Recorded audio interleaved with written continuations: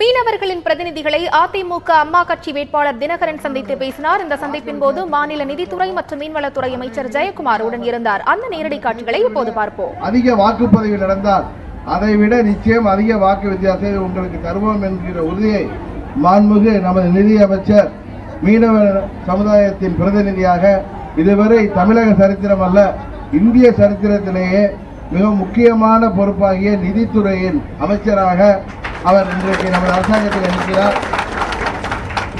இருக்கிறார். அவர்களின் உறவினருக்கு இன்றைக்கு தமிழகத்தின் நிதிநிலையை கையாளுகின்ற பொறுப்பை நமது அம்மாவின் அரசாங்கம் கொடுத்திருக்கிறது. இதைவிட ஒரு பெரிய பெருமை அவர்களுக்கு நிச்சயம். அவர்களது பிரதிநிதியை ஏற்கனவே அவர் 91 அம்மாவுடைய அமைச்சரவையில் இருந்தவர், கடந்த முறை சபாநாயகர் இருந்தவர், இந்த முறை அவர் தமிழகத்தின் நிதியமைச்சர் என்கின்ற மிக உயர்ந்த பொறுப்பிலே அவர்களின் பிரதிநிதியாக அமர்ந்திருக்கிறார். அவர்களின் ஆதரவு என்றென்றைக்கும் உண்டு. தேர்தலுக்கு பிறகு நன்றி சொல்வதற்கு முன்பே நான் அவர்களுக்கு முன்பாக நன்றி சொல்லத்தான் வந்திருக்கிறேன்.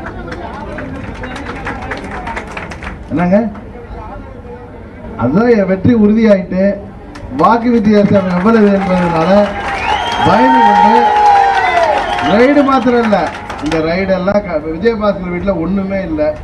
அவர் வீட்டில் வெறும் பேப்பர் தான் எடுத்துட்டு வந்திருக்காங்க. அதே மாதிரி ரைடு செஞ்சு எங்க அமைச்சர்களை, கட்சி நிர்வாகிகளை, சட்டமன்ற உறுப்பினர்களை பயமுறுத்த பார்க்கிறாங்க. 1 லட்சம் தொண்டர்கள் இங்கே சென்னையிலேயே பொறுப்பாளர்களே,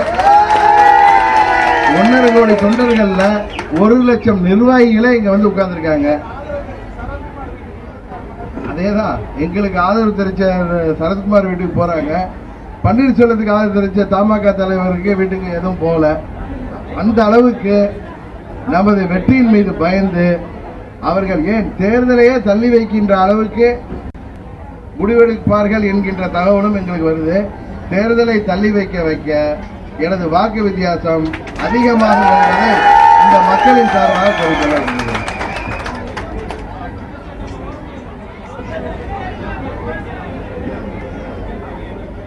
ஏற்கனவே அம்மா அவர்களிடம் எல்லா கோரிக்கை மனுக்களையும் அளித்திருக்கிறார்கள். அதை வைத்துதான் நான் தேர்தல் அறிக்கையை தயார் செய்தேன்.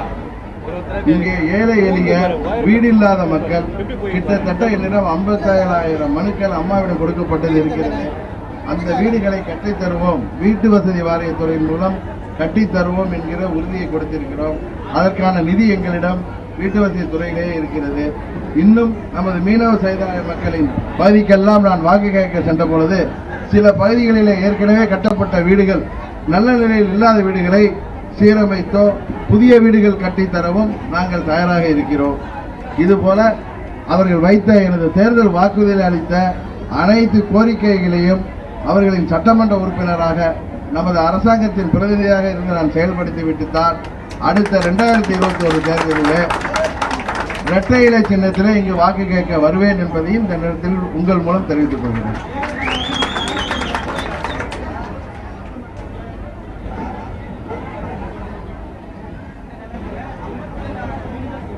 அதுதான் சார் இப்ப நான் சொன்னது நீங்க காலை வாங்கல.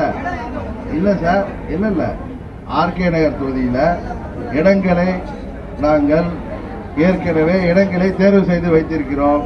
நிதியும் அதான் சொன்னேன், ஹவுசிங் போர்டு மினிஸ்ட்ரியிலேயே 5000 கோடி அதற்கான நிதியும் தயாராக இருக்கிறது.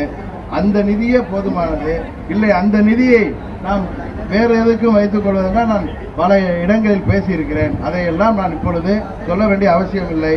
இங்கு முதலாக நடக்கப் போகிறது நமது முதல்வர் தலைமையிலே நமது நிதியமைச்சர் முதல் அனைத்து அமைச்சர்களும் இங்கு வந்து அதற்கான அடிக்கல் நாட்டு விழாதான் வெற்றி விழாவிற்கு முன்பான முதல் விழா.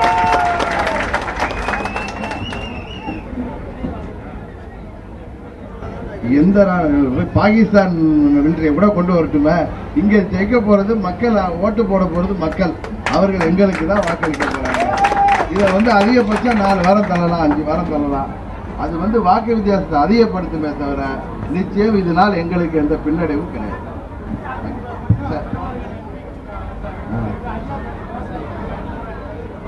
ஆமா, எங்க அமைச்சர்கள் சட்டமன்ற பாராளுமன்ற உறுப்பினர் அனைவரும் அவர்களுக்கு எங்கள் ஆதரவை தந்திருக்கிறார்கள், தந்து கொண்டுதான் இருக்கிறார்கள்.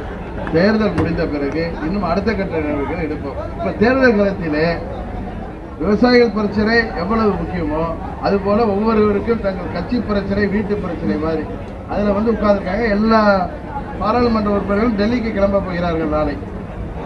அதுதான் உண்மை. அதான் தோல்வி பயம். ஆட்சியை எப்படியா கவித்துள்ளான்னு பார்த்தாரு, நடக்கல. தேர்தல் வரும்னு எதிர்பார்த்தாரு, நடக்கல. அதனால அது விரக்தியில ஸ்டாலின் அப்படிதான் பேசுவாரு. சரிங்க, பாய்.